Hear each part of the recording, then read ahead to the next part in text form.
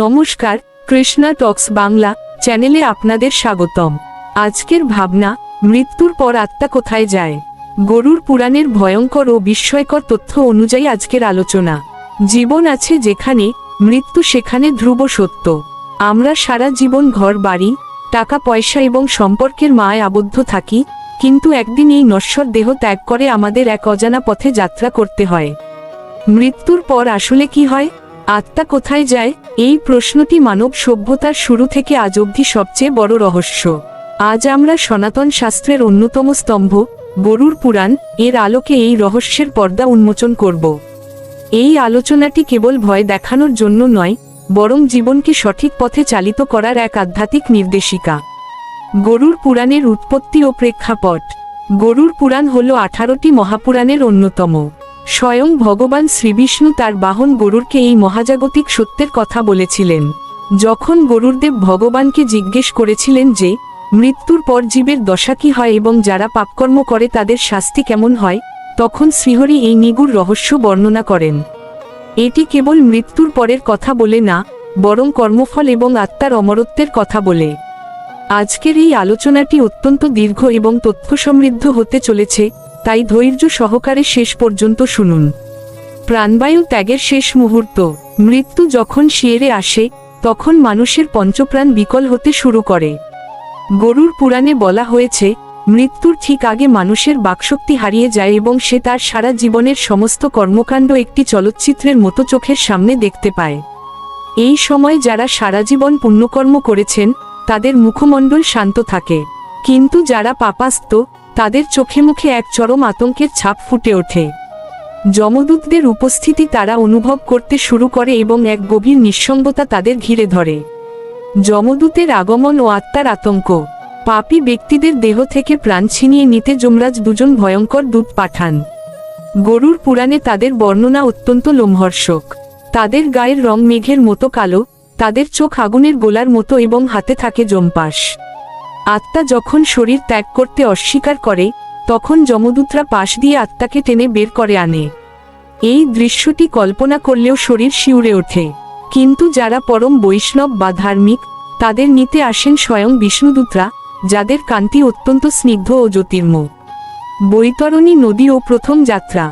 দেহ ত্যাগের পর আত্মাকে যমলোকে নিয়ে যাওয়ার পথে পার হতে হয় বৈতরণী নদী। গরুড় পুরাণে এই নদীর বর্ণনা দেওয়া হয়েছে অত্যন্ত বীভৎসভাবে। এই নদীটি পুজ, রক্ত এবং অস্থিতে পূর্ণ।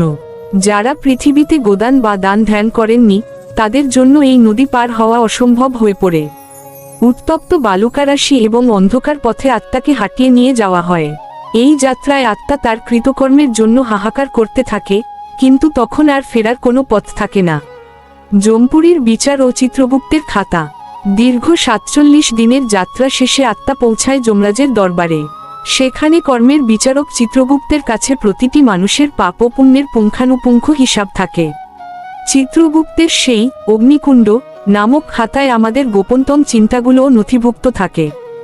সেখানে কোনো মিথ্যা কথা বা ওকালতি চলে না।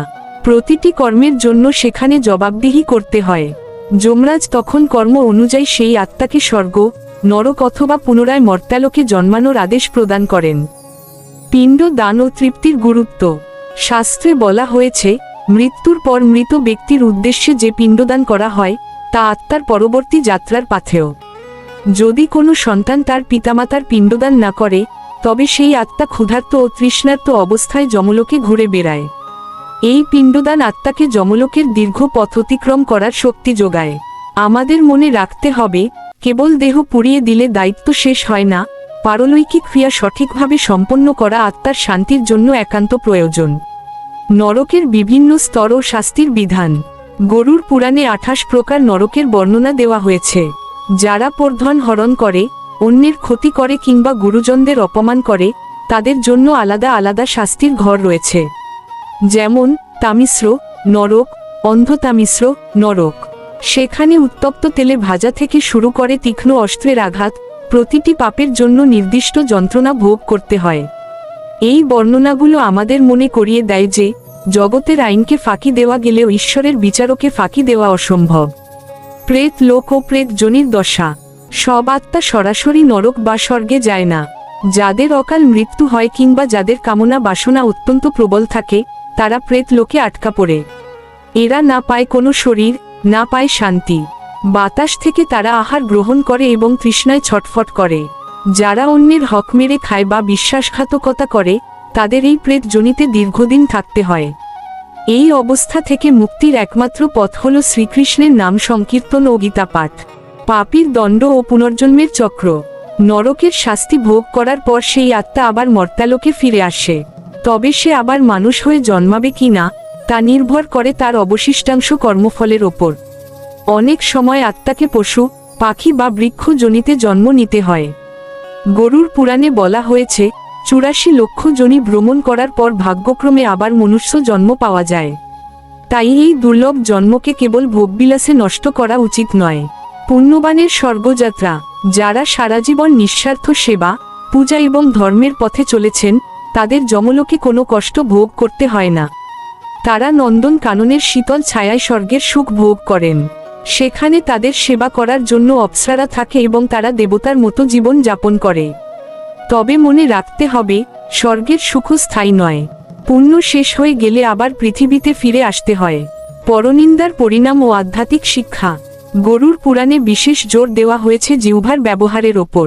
যারা পরনিন্দা করে বা মিথ্যা সাক্ষ্য দেয়, যমলোকে তাদের জিহ্বায় যমদূতরা তীক্ষ্ণ হুল ফুটিয়ে দেয়।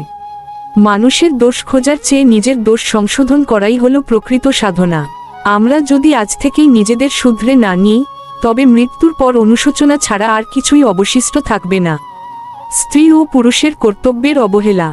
সংসার জীবনে স্বামী স্ত্রীর একে অপরের প্রতি যে কর্তব্য রয়েছে, তার অবহেলা করলেও যমলোকে কঠোর দণ্ড পেতে হয়। বিশেষ করে যারা সতীত্ব নষ্ট করে বা অধার্মিক পথে চলে, তাদের জন্য লোহশ্লাকা নামক যন্ত্রণাদায়ক শাস্তির কথা বলা হয়েছে। এই পুরাণ আমাদের একটি শৃঙ্খলাবদ্ধ ও নীতিবান সমাজ গঠনে সাহায্য করে। কেন গরুর পুরাণ কেবল শ্রাদ্ধবাড়িতে পাঠ করা হয়? একটি ভুল ধারণা আছে যে গরুর পুরাণ কেবল অমঙ্গলজনক বা শ্রাদ্ধের সময় পাঠ্য। আসলে এই পুরাণ আমাদের জীবনকে পবিত্র করতে শেখায়। মৃত্যুর কথা স্মরণে থাকলে মানুষ পাপ করতে ভয় পায়। এই পুরাণের আলোচনা আমাদের অহংকার চূর্ণ করে এবং আমাদের বিনম্র হতে শেখায়। এটি শোকসন্তপ্ত পরিবারকে আত্মার অমরত্ব বুঝিয়ে সান্ত্বনা দান করে। মুক্তি বা মোক্ষ লাভের একমাত্র পথ। স্বর্গ বা নরক উভয়ই জন্ম মৃত্যুর চক্রের অংশ, কিন্তু এই চক্র থেকে চিরস্থায়ী মুক্তির নামই হল মোক্ষ। শ্রীকৃষ্ণ গীতায় বলেছেন, যারা তার চরণে সম্পূর্ণ আত্মসমর্পণ করে, তারা আর এই জগতরূপী মায়ার ফাঁদে ফিরে আসে না। গরুর পুরাণেও বিষ্ণুভক্তির মহিমা গাওয়ানো হয়েছে। নাম সংকীর্তনই কলিযুগের পরম ওষুধ। শ্রাদ্ধ ও তর্পণের বৈজ্ঞানিক ভিত্তি। অনেকে মনে করেন শ্রাদ্ধ একটি কুসংস্কার, কিন্তু গরুর পুরাণ বলে, শক্তির রূপান্তর ঘটে মাত্র পিণ্ডদানের মাধ্যমে। যে মন্ত্রোচ্চারণ হয়, তার কম্পন ভাইব্রেশন আত্মার কাছে পৌঁছে যায়। এটি একটি সূক্ষ্ম বিজ্ঞান যা আমাদের পূর্বপুরুষদের সাথে আমাদের সংযোগ স্থাপন করে এবং তাদের আশীর্বাদ আমাদের জীবনে সমৃদ্ধি আনে। অকাল মৃত্যু ও তার কারণ। শাস্ত্র মতে, মানুষের পরমায়ু তার কর্মের দ্বারা নিয়ন্ত্রিত হয়। যারা অতিমাত্রায় অনাচারী বা আত্মঘাতী, তাদের অকাল মৃত্যু ঘটে। অকাল মৃত্যুতে আত্মাকে দীর্ঘকাল প্রেত জনিতে থাকতে হয়, কারণ তার নির্ধারিত সময়ের আগে শরীর নষ্ট হয়ে যায়। তাই জীবনকে রক্ষা করা এবং ধর্মের পথে চলা প্রতিটি মানুষের কর্তব্য। বৈকুণ্ঠ ধামের হাতছানি। যমলোক ও স্বর্গের ঊর্ধ্বে হল বৈকুণ্ঠ ধাম। যারা শ্রীহরিকে হৃদয়ে ধারণ করে প্রাণত্যাগ করে, তাদের কোনো বিচার বা নরক নেই। তারা সরাসরি ভগবানের নিত্যধামে পৌঁছে যায়। সেখানে দুঃখ নেই, জরা নেই, কেবল আনন্দ। গরুর পুরাণের শেষ শিক্ষা হল, পার্থিব সুখে মজে না থেকে কৃষ্ণের চরণে মতি স্থির করা। আজকের ভাবনার নির্যাস। এতক্ষণের আলোচনায় আমরা বুঝলাম যে, মৃত্যু কোনো শেষ নয়, বরং এটি একটি নতুন অধ্যায়ের শুরু। আমাদের কর্মই আমাদের পথ নির্ধারণ করে। জগতের সুখ আসলে ফাঁকি, কারণ মৃত্যুর পর কেবল আমাদের কর্মই সঙ্গী হয়, অন্য কিছুই আমাদের সাথে যাবে না। সুপ্রিয় দর্শক, মৃত্যুর পর আত্মা কোথায় যায়? গরুর পুরাণের এই দীর্ঘ আলোচনা যদি আপনার মনে সামান্য হলেও ধর্মভাব জাগাতে পারে, তবেই আমাদের শ্রম সার্থক। জীবন ক্ষণস্থায়ী, তাই আজই ঘৃণা, হিংসা ও অধর্ম ত্যাগ করে প্রেমের পথে চলুন। ভিডিওটি ভালো লাগলে লাইক দিয়ে শেয়ার করুন, যাতে অন্যরাও এই সত্য জানতে পারে। আপনাদের কোনো প্রশ্ন থাকলে কমেন্টে জানান। মনে রাখবেন, আমাদের পরবর্তী আলোচনা প্রকাশিত হবে প্রতিদিন রাত 8টায়। ভুল ত্রুটি হলে ক্ষমাসুন্দর দৃষ্টিতে দেখবেন। ভালো থাকুন, কৃষ্ণ চিন্তায় থাকুন। হরে কৃষ্ণ। ভগবান শ্রীকৃষ্ণের চরণে একান্ত আশ্রয়। শ্রী মিলান দেবনাথ।